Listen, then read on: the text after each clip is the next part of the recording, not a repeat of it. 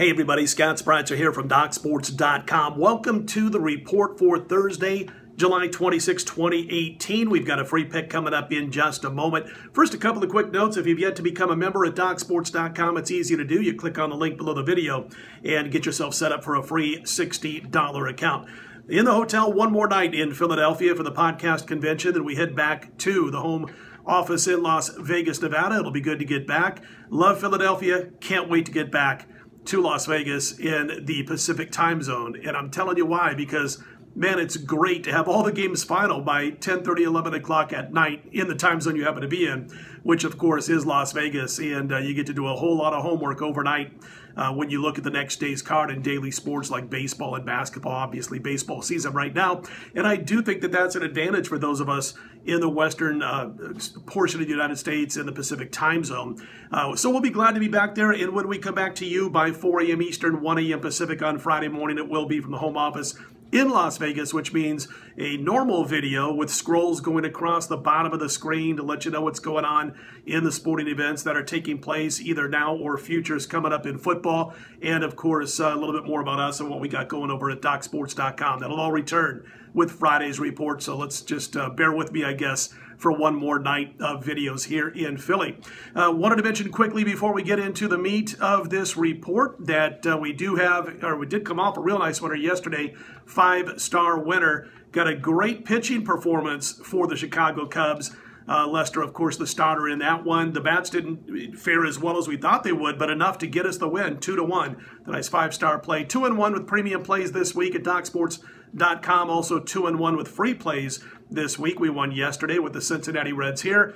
Free pick in a moment. Quick note about the CFL this week. All my Week 7 CFL plays will be posted this afternoon, Thursday afternoon. Probably have 2 plays. As you all know by now, not a ton of teams in the CFL, so there's generally 4 games per week. We do have a nice 6-star play going in this week's CFL, and we're 3-1, 75% so far this season with our high-end plays in CFL action, including last week's easy win with the Winnipeg Blue Bombers, a 38-20 victory, laying 2.5 points, depending on where you got that line. So CFL will be up Thursday afternoon at DocSports.com, and be sure to check on DocSports.com for my baseball action Thursday. Those plays will be up by 11:30 a.m. Eastern, 8:30 a.m. Pacific time.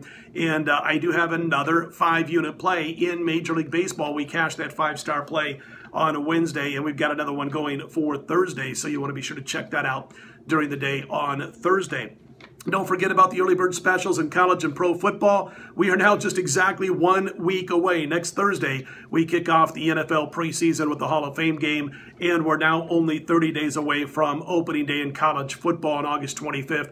Early bird package is up right now at DocSports.com. We do have a college football and NFL feature for you on this report coming up in just a moment. Some thoughts about betting, and I will get to those, but I did want to mention the early movers for those who follow us just for baseball this portion of the season going into Thursday's report. Looking at the lines right now, we got an early mover for Thursday. A little pricey, but the Cubs are getting early action, which early action this time of night going into going into Thursday the next day, usually, of course, is sharper action. They're on the Cubs. That'll be Chatwood over Arizona and Godley. And as much as we think the Cubs are deserved to be the price here at this big of a price, we just can't lay it ourselves. And basically the reason is sometimes Chatwood will take too long between pitches. It puts his defense to sleep. There's that extra little chance that you could see an error or two that could affect maybe an inning, maybe how long Chatwood lasts in the game itself. And that's just a fact of life when you're backing Chatwood. You got to expect once in a while he could take too long between pitches in a game, and then you got those potential issues that could arise. We think they're exactly priced where they should be. We're not going to be involved so far. Early action on the Cubs. Also, looking at the screen right now, Washington and Strasburg getting early action over Miami and Straley. Again, a big juicy number if you like the way the early movement has gone. We're going to pass on that one also, but Strasburg ought to be able to get the win for Washington over Miami and Straley, but again, not a play for us. Free pick in a moment, and I promise you, not going to be a big priced side. In fact, it's going to be a total on Thursday. We'll get to that in just a second, but I mentioned some college and football notes. William Hill Sportsbooks sent this out, tweeted this out, and sent it. Michael Grodsky did, thanks to him, to our email on Wednesday. And we start with just some interesting numbers that I wanted to toss out there for you. We'll talk about college in just a minute.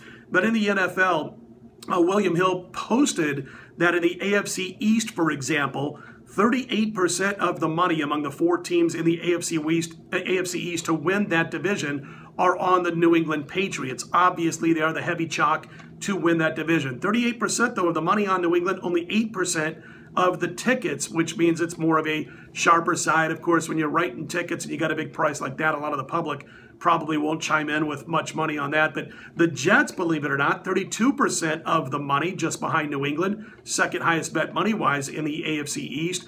But they've gotten 46% of all the tickets written among the 4 AFC East teams to win that division. The New York teams, a lot of times in all sports, are very popular. In this instance, the Jets, 46% of the tickets. In contrast, New England, 8% of the tickets. Here's the one that'll shock a lot of people. Now, you can find Cleveland, obviously, at a big price, more than 10-1, 13-1, 14-1 to win the AFC North right now. At William Hill, among the teams in the AFC North, the most heavily bet team to win that division, 44% of the money on the Cleveland Browns, 62% of the tickets thus far at William Hill on the Cleveland Browns. Pittsburgh chimes in contrast, 27% of the money to win the North, 15% as far as the tickets are concerned. But again, 44% of the money, 62% of the tickets on the Cleveland Browns to win the AFC North. A couple of other notes. I thought it'd be interesting to note that in the AFC West, and we happen to agree with this one, the Chargers getting 42% of the money so far bet on to win the AFC West. Only 14% of the tickets, but 42% of the money. The Oakland Raiders continue to be a popular play, maybe not as popular as they were this time last year, but 42% of the tickets on the Oakland Raiders, 25% of the money. Couple of more notes as far as the bets in the NFL, then I got a couple of notes that I wanted to toss at you in college football. NFC East, the defending champion Philadelphia Eagles, only 9% of the money on them to win the East thus far out of that division. That's second lowest, only to the Skins, who are 8% as far as the money. As far as tickets, Eagles not drawing a lot of action. They're 18%.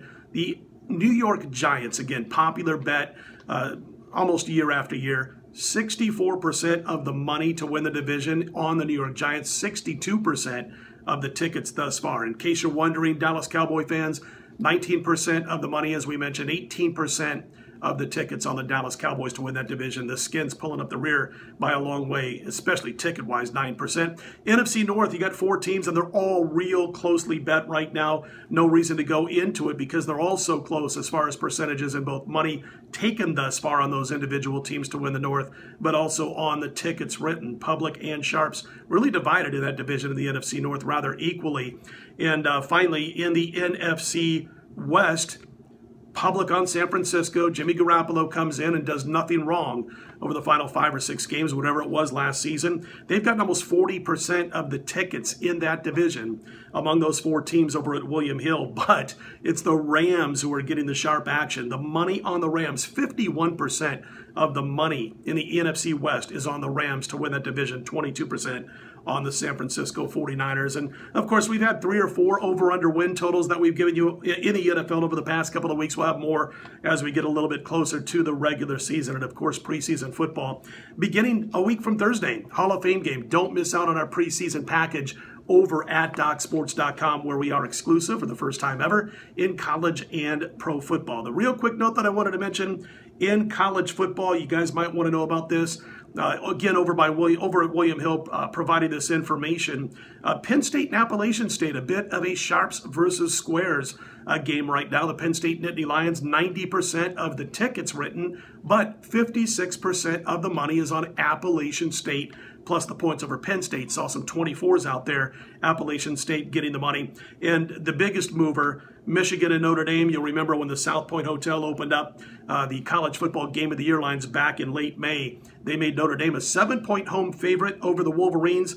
That number has moved 9 points from where that opening line came. Michigan now a 2-point favorite, rather solid 2-point favorite at Notre Dame. 86% of the money on Michigan, 57% of the tickets on Michigan, public and the pros agreeing on this one. And +2. I don't know. I might wait a little bit longer. I might have to grab Notre Dame if that gets a little bit higher. But that is the biggest mover on the Michigan Wolverines. All right, again, just a quick note. We have these Football Fridays throughout the summer. We've already given out, I think 4 conference previews from a Vegas perspective in college football each of the past 4 Fridays. That will be pushed back this week. Friday's college football conference preview from a Vegas perspective, instead of being released on Friday morning, will be released late Friday night. Heading into Saturday. It'll be up all day Saturday long because we want to get back to town before we do those in Las Vegas, which, of course, will be late Thursday night. So the Football Friday recording will be available late Friday night, early Saturday morning. It'll be up all day Saturday. On Friday's report, we'll have your normal report. We'll talk about some early movers for Friday's card. Have a free pick for Friday also. Let's get to our free pick for today. In Thursday's baseball action, I mentioned it was a total. It's going to be under 9 between the White Sox and the Angels. Game goes a little after 4 p.m. on Thursday.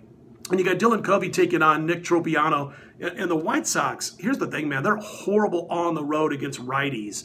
And that's not really saying anything new. I mean, it's due in major part to the fact that they can't score.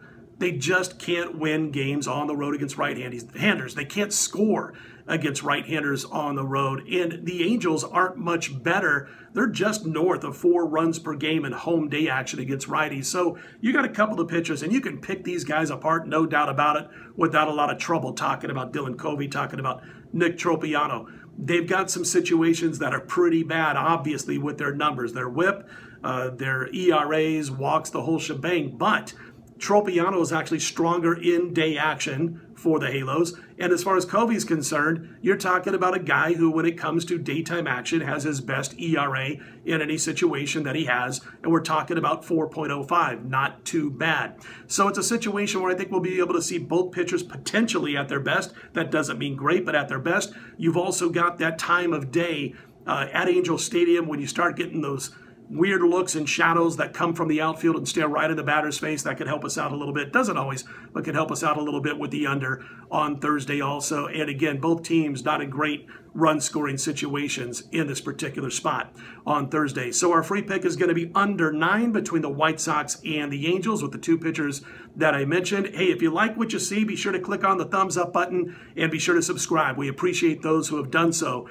thus far over the first 2.5 months that we've been providing these videos and free picks. Free pick winner here yesterday. Let's do it again on Thursday. Under between the White Sox and the Angels. I'm Scott Spreitzer of DocSports.com. Right back here Friday morning, no later than 4 a.m. Eastern, 1 a.m. Pacific.